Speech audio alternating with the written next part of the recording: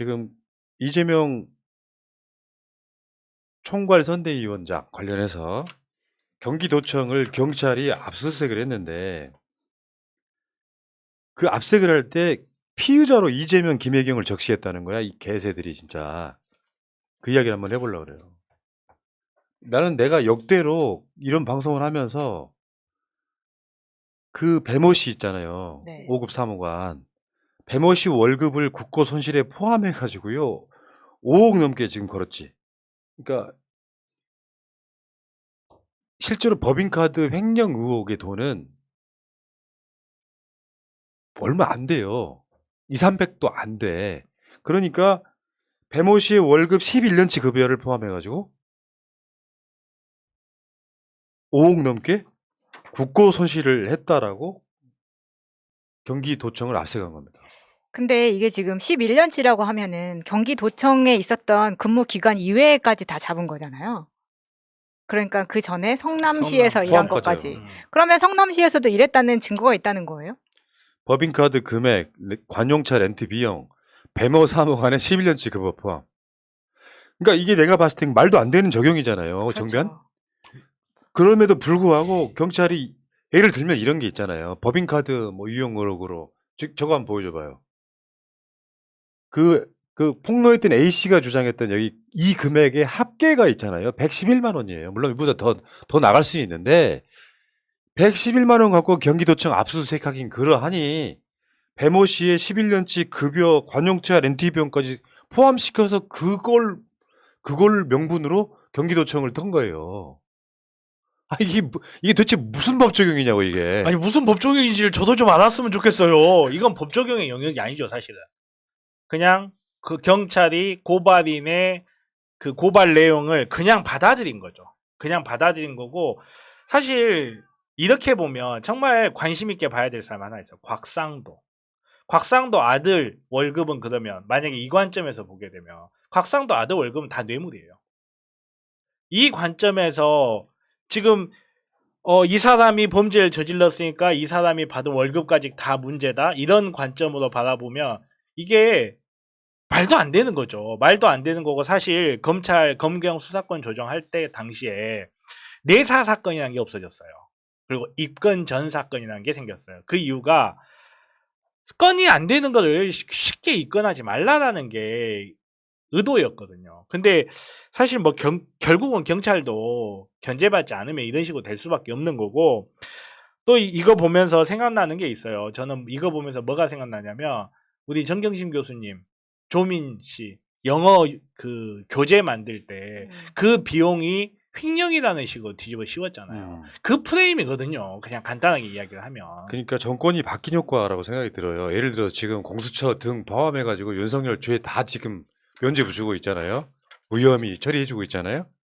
근데 세상에 법인카드가 정확히 말해서 김혜경 여사가 썼다는 증거도 없어요.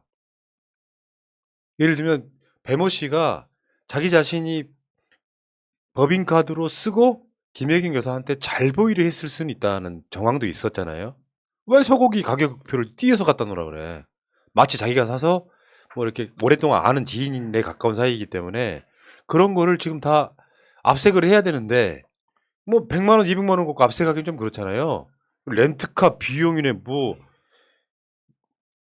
11년치 급여 포함한 이 부분은 정말 어마어마한 똥벌인 것 같습니다. 그러니까 경찰 입장에서는 분명히 그런 것도 있어요. 제가 경찰 쉴드를 치려고 하는 게 아니라 그냥 일반적인 수사 관행상 경찰이 이 사건을 그냥 묻기는 그러기엔 너무 큰 사건이 돼버렸어. 대선판을 흔들 정도의 큰 사건이 됐기 때문에 어떻게든 영장 발부받아서 수사는 하긴 해야 되겠고, 하다 보니까 무리하게 이것저것을 넣었다라는 좀 그런 관점도 분명히 있을 수 있는데, 이건 좀 해도 너무하잖아요. 여기다가 어떻게 뭐 법적 관점을 물어보는데 법적 관점이 아닌 걸 법적 관점을 이야기할 수가 없어요. 그러니까 법적으로 가도 굉장히 똥벌인데 일단 압색을 하고 보는 거예요. 그쵸? 윤석열은 잘 네. 보이려고. 거기다 5억 5천만 원의 국고 손실이라는 혐의를 걸어버렸는데 이 황당함을, 그러니까 이재명 모욕주기 약간 공작에 가까운 짓을 하고 있는 것 같고요. 자, 공적이 최선의 방어다. 다시 한번 가보겠습니다. 이재명 지사는 그렇다 치고, 이재명 민주당 지방선거 총괄선대위원장은 그렇다 치고, 원희룡부터 한번 볼까요? 법인카드 이야기가 나왔으니까. 원희룡. 단골 식당에서 1,800만 원 업무 추진비 쪼개기. 이런 의혹이 수도 없이 나왔지 않습니까? 온갖 맛집은 돌아다니면서. 예를 들면 그게 예를 들어 4명 들어가는 그 고급 식당에 19명 들어갔다고 해서 쪼개기 하잖아요. 이런 건 국고 손실 아니야? 그러니까 먹지 못하게 되어 있는 금액을 먹으면 나머지는 국고 손실인 거란 말이에요. 이거야말로 국고 손실이죠. 이재명 지금 위원장은 그 법인카드 사용에 연루됐다라는 증거나 이런 것들이 하나도 없음에도 불구하고 이재명 지사 이름을 넣어가지고 지금 국고 손실죄를 적용한 거잖아요. 이재명 지사를 빼면 국고 손실죄 적용이 되지 않는데, 근데 원희룡은 자기가 직접 식당에 가서 먹은 거 아닙니까?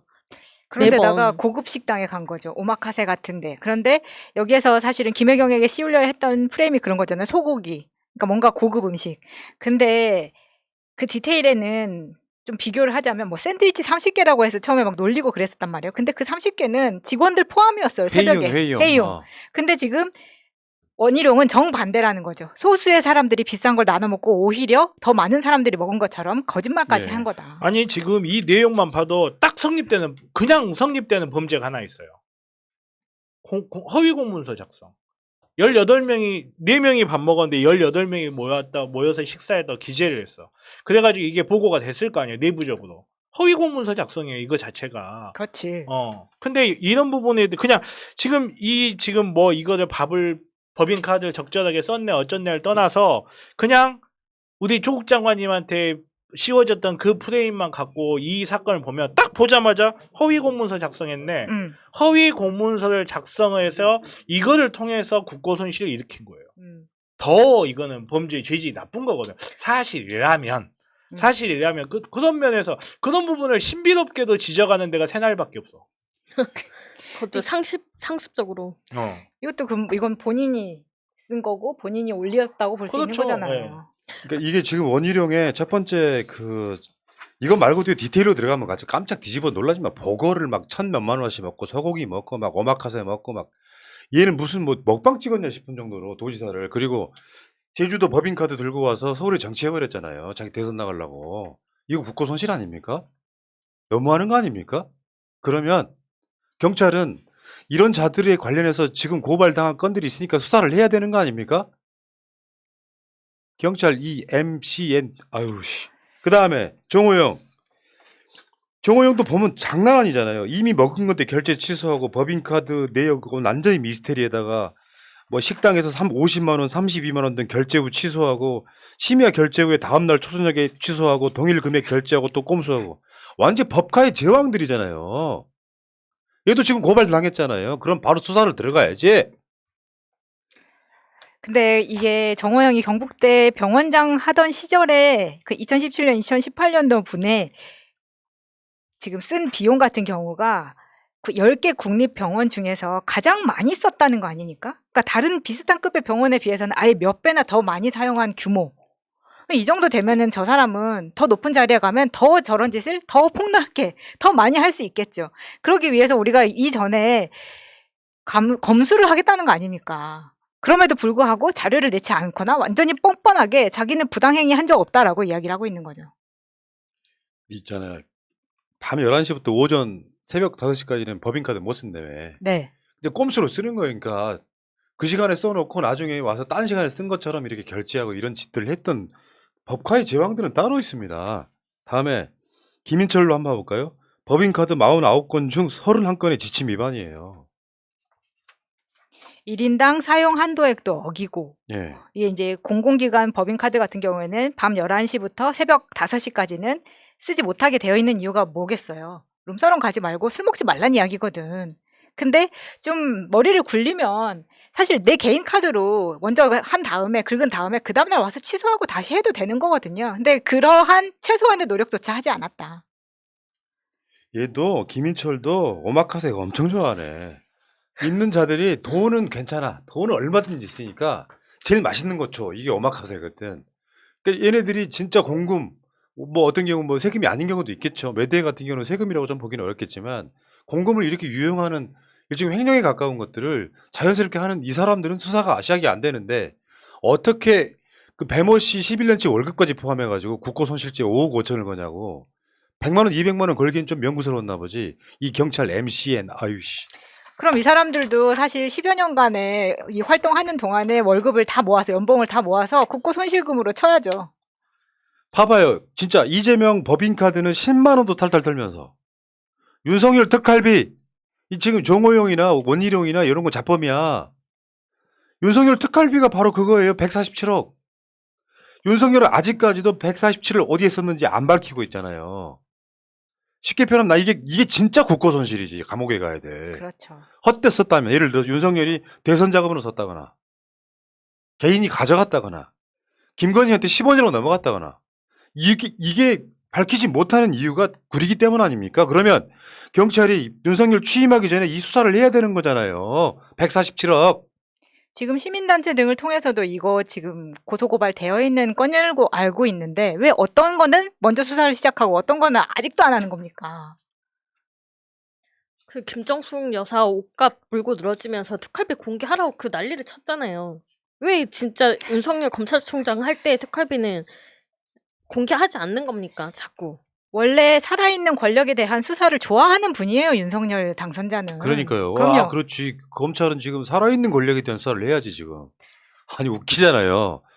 100몇만 원, 200몇만 원은 막 5억 5천만 원 걸어가지고 압색을 하는 놈들이 다 욕을 안 하려고 그래. 그러면 윤석열 검찰에서 근무한 기간의 연봉 모두 따져가지고 국고손실금으로 고발해야죠. 수사해야죠. 147억 저거를 어떤 식으로 썼든 간에 국고 손실죄를 피해가기 힘들 거예요.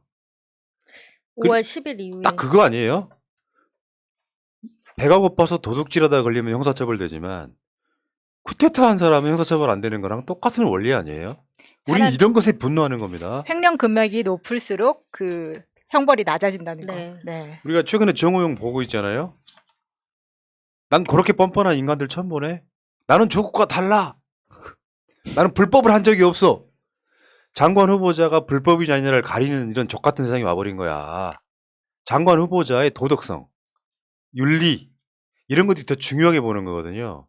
그 규정을 벗어나지 않는데 꼼수 사용한 거잖아. 법인카드를 쓰던 자기 새끼 학교 입학을 시키던 간에 규정을 미리 만들어 놓고 자기 아들을 위해서 규정을 만들어 놓고 딸을 위해서 규정을 만들어 놓고 입학시킨 뒤에 없애.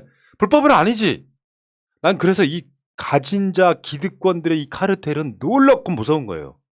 근데 본인은 한 점 부끄러움이 없대. 지가 무슨 윤동주입니까? 하늘을 우러 한 점 부끄러움이 없게? 아니 이 사람은 저는 본인 이렇게 나중에도 나오겠지만 뒤에도 한 번 더 똑같은 이야기를 할 것 같은데 이 사람들은 자기는 잘못한 게 없어요. 왜? 내 주변에 다 그러거든. 정말 무서운 거예요 그게. 아니 근데 그렇게 살아도 돼. 우리가 맞아. 모르고 있으면. 아니 그렇게 살면 안 되죠. 그렇게 살면 안 되는데 이 사람들은 그렇게 살면서 자기들이 필요할 때는 그거를 이용해서 가차없이 공격을 하고. 그러니까 그게 네. 문제라는 거죠. 그리고 이 사람들이 정말 섬뜩한 거는 자기가 무슨 특권을 받고 있고 자기가 뭘 잘못하고 있는지 모르는 거예요. 왜 모르냐? 자기는 그래도 되거든. 이 사람이 정말로 강력한 권력을 가졌을 때 어떤 모습을 보이겠냐고요. 왜 그런 말 있잖아요. 어떤 사람의 그 진정한 모습을 보고 싶으면 권력을 줘봐라고. 얘의 진정한 모습을 보자고 권력을 주고 싶진 않은데 얘가 권력을 갖고 있을 때 무슨 짓을 했는지 보면 이 사람이 어떤 사람인지 알 수 있잖아요. 모든 규정과 규칙을 자기네들 편할 대로 이용해서 쓰던 사람이 국가의 높은 자리에 들어섰을 때 얘가 자기가 갖고 있는 권력을 어떻게 사용할지 우리 미리 한번 맞아요. 보고 있는 거잖아요. 이 사람한테 어떻게 보건복지부라는 권한을 주냐고요. 경북대 병원 1년 예산이 얼마 될지 모르겠는데 우리나라 보건복지 예산은 국방부 예산 다음으로 많습니다. 오죽했으면 자녀복지부 장관 후보자라고 할 정도로 자기 가족 챙기는 걸 열심히 하셨던 분이 또 공금은 또 엄청 잘 쓰고 봤더니 경북대 병원은 경쟁률이랄까 이게 또 전국 꼴찌야. 그러니까 능력은 없는 자가 욕심은 엄청 많으면서 나는 한 점 부끄러움이 없다. 근데 여기에 의혹이 제기가 되면요. 나는 조국과 달라 이야기를 하지만 그것을 증빙하기 위해서 검찰이 수사에 나서가지고 압색하면 모든 사람은 다 유죄를 만들 수 있다는 걸 우리가 보고 배웠잖아요. 그렇죠. 근데 쟤네들은 수사 단계에서부터 원천 차단해버리는 거잖아. 난 여기에 분노하는 거거든요. 정호영이 죄가 있는지 없는지는 윤석열이 뭐 나온 거 있습니까 하는 걸로 끝날 게 아니라 뭐가 있는지 없는지는 수사를 해봐야 하는데 수사를 하기도 전에 뭐 나온 게 있습니까라고 이 사람 무혐의야라고 가이드라인 정해놓고 검찰은 아무것도 못하고 그러니 뭐가 나올 리가 있겠냐고요. 그냥 특혜를 받은 거지 나는 불법이 아니다. 뭐 이런 정도까지인데 사실 국민감정이라는 게 그 이야기 있잖아요. BC, 비포 조국. 대한민국은 조국 이전과 이후로 나눠야 되는 거예요. 맞아요. 그러지 않았으면 우리가 이렇게 공고하게 카르텔이 있었던가? 그러니까 사실은 조국 장관이 자기 아들 딸을 서울대 법대에 입학시킨 건 아니잖아요. 근데 정호영은 해냈다고. 의사까지 만들어냈으면 이 사람이 훨씬 더 중한데 어떻게 한 점 부끄러움 없다는 말을 한다는 겁니까? 이거는 국민적으로 심판받아야 되는 건이에요. 이건 이 사람이 장관이 되든 안 되든 수사는 돼야 되는 거라고요. 여기 그러니까 부끄럼 없다고 말하는 것 자체가 사실 우리 국민 무시하는 거고요. 지네들 지지하는 사람들한테 이해가 될 거야. 아, 우리 후보자가 말은 되게 막 논란은 많았는데 불법이 없다네. 그럼 된 거 아니야라는 그 사람들의 그 심리를 부추기는 거고요. 실제로는 얘네들은 그런 거지. 이 법 카르텔들이 뭉쳐 있어가지고 나는 혐의가 있을 리 없어. 나중에 법적으로 가더라도 난 당연히 무죄야라고 하는 자신감 때문에 이렇게 말할 수 있는 그러니까 거야. 국민 무시의 끝판왕은 사실 검찰이죠. 왜냐하면 검찰이 검경 수사권 조정하고 검찰 정상화할 때 하는 말이 뭐였습니까? 정치인 프리패스를 위한 검경 수사권 조정이라고 했어요. 자기네들이 이런 짓을 하고 있으면서. 이걸 보고 검찰의 잘못이라고 자신 있게 이야기할 수 있는 거는 여기 이런 혐의점이 드러났음에도 불구하고 자기네들 아무것도 안 하고 있잖아. 지금 수사권 누가 갖고 있어요? 아직까지는 검찰이 갖고 있잖아요. 이런 데에 대해서 이런 나쁜 정치인 같으라고 하고 압수수색하면 오히려 그랬으면 검찰이 하는 말, 수사권 조정에 반대하는 말에 귀를 조금이라도 기울였을 거예요, 사람들이. 근데 정말 자기 편의 정치인이고 자기네들 출신이고 그러면 봐줄 거 다 봐주고 아무것도 안 하고 뒷짐지고 있다가 그거를 개선하자고 검경 수사권 조정에 나가니까 정치인 프리패스를 위한 검경 수사권 조정이라고 하는 거는 정말 그거야말로 국민들 개 돼지로 하는 거죠. 보니까 민주당 입장에서는 한동훈, 정호영, 원희룡, 박보균, 이상민, 한덕수는 통과 못 해주겠다. 물론 정호영은 윤석열 임명하면 됩니다. 나는 윤석열이 정호영 임명할 거라고 봐요. 정호영 지금 이 정도 되면 사퇴 못 해요. 그렇죠. 그러면 그 정청래 의원 말씀처럼 그러면 계속해서 그게 골칫거리로 남기 때문에 국민의힘의 정치 조금 아는 사람들은 사퇴해줘야만 되는데 사람 심리가 있잖아. 우리도 문재인 대통령 때 봤잖아요. 괜찮아 보이는 사람이 사퇴를 하면 우리들 입장에는 약간 화나기도 하지만 전 사회가 봤을 때 문제가 있다고 생각하는 사람 사퇴시키고 나면 반작용으로 오히려 문재인 정부에 대한 그 안타까움이랄까? 마음 짠함 이런 게 생기거든요. 윤석열이 그걸 사퇴를 시켜야 되는데 윤석열이 지금 최고에도 그런 얘기가 나오고 있잖아. 뭐 불법이 있냐는 식으로 인수위가 나오고 있기 때문에 나는 정호영이 임명됐으면 좋겠다. 난 솔직히 말씀드리면 임명됐으면 좋겠어요. 하라고 하세요. 자, 어쨌건 우리가 바라보는 이 과정에서 이재명 뭐 저 법카부터 시작해가지고 지금 법카 한덕수 같은 자들도 마찬가지고 네가 한덕수를 이따 집중적으로 때려드리는 시간이 뒤에가 있긴 한데 정말 뻔뻔한 세력입니다. 저는 민주당도 좀 닮았으면 좋겠습니다. 내가 왜 이 이야기를 하냐면은 어제 제가 방송 중에 박원순 시장 등의 이야기를 했었잖아요. 그 이야기가 나는 그런 맥락이라고 생각해요. 언론이 이거 미투야라고 걸면 한마디 반대의 표정을 못 짓고 그냥 받아들이는 과정 있잖아요. 아무리 어떤 좋은 영향력을 끼친 사람도 어떤 사건이 터지면 절대 지켜주지 않는. 어떨 때는 사건의 진상규명도 좀 했으면 좋겠다. 간단히 말해서 우리가 제일 좋아하는 어떤 정치인이 있다고 쳐. 그분 머릿속에 떠올려봐요. 어떤 사람이 미투라고 폭로를 했어요. 그럼 의혹 제기 못합니까? 뭔가 이상할 때. 근데 지금 민주당 아직까지 분위기는 그런 거잖아요. 그건 미투, 명백한 미투야. 2차 가해 하지 마. 그게 말이 되는 소리냐고요. 상식적으로 봤을 때. 누가 봐도 뭔가 납득이 된다고 하는 건 당연히 인정을 해야겠지. 그렇지 않은 상황에서 민주당은 그런 식으로 잘라내고 지금 여기까지 온 거예요. 솔직히 말씀드리면은 박원순 시장 건이 대선의 패배까지 저는 왔다고 보는 거예요. 흐름상으로 보면. 맞습니다. 박근혜가 탄핵 당한 게 세월호부터 시작했듯이 그 흐름이 있어요. 근데 거기서 표를 두 가지를 다 잃는 거예요. 하나는 나쁜 짓 했다고 생각하는 사람들의 표. 그건 원래 안 올 표예요. 그런데 그거 지키지 못하는 바보들에 대한 거둬들인 표. 그렇게 해서 지는 거예요, 선거는.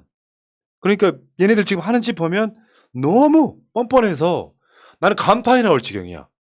진짜 훌륭한 새끼들이다. 이런 생각 들 정도죠. 그러니까 사람의 의식이라는 게 그래요. 사람의 사고라는 게 어떤 그 관점에 주어졌느냐에 따라 사람의 사고는 완전히 바뀌거든요. 그러니까 제가 이제 자주 이야기하는 게 영화 존 윅 이야기를 많이 하는데 영화 존 윅 키아누 리브스 엄청 멋있잖아요. 권총 들고 난리 치잖아요. 그걸 만약에 언론의 관점에서 바라보게 되면 50대 미친놈 자기 개 죽였다고 사람 살해 100여 명 살해 이렇게 돼요. 이게 사람이 동일한 사건에 대해서 어떤 관점에서 바라보느냐의 문제예요. 예를 들어서 박원순 시장님 문제가 나왔는데 언론은 그 모든 것들 다 언론 가해자 프레임으로 모든 언론에서 그쪽 시각만 보여줘 보이니까 사람들이 다른 시각으로 돌리질 못해요. 사실 비슷한 사건들이 지금 계속해서 벌어지고 있는데 하나의 사건에 대해서 여러 가지 시각이 있고 여러 가지 해석이 있고 여러 가지 판단들이 있는데 그 모든 걸 하나로 모아버리는 역할을 언론이 하고 있어요. 그러니까 코끼리를 길들이는 의식을 파잔이라 그러거든요. 이 파잔이라는 의식을 할 때 어떻게 하냐면 코끼리를 묶어놓고 밥도 안 주고 물도 안 주고 계속 때려요. 얘가 완전히 자유에 대한 의지를 상실할 때까지 때리는 거예요. 그렇게 해놓고 적응하면 그 코끼리는 무덤으로 사람 태우고 다니는 거고 아니면 죽는 거예요. 민주당을 보면 파잔당한 코끼리 같아요. 예. 계속 언론에 길들여진 데서 한 발짝도 못 나가. 맞아. 자, 그 뻔뻔함을 좀 배우고 싶다. 뻔뻔하다는 게 사실 이런 측면도 있거든요. 중도가 보기에는 뻔뻔한 건 다 양쪽 다 똑같아요. 그럴 때 오죽하면 이런 이야기를 하겠습니까? 뻔뻔함을 배우고 싶다고 할 정도예요. 자, 여기까지 하겠습니다.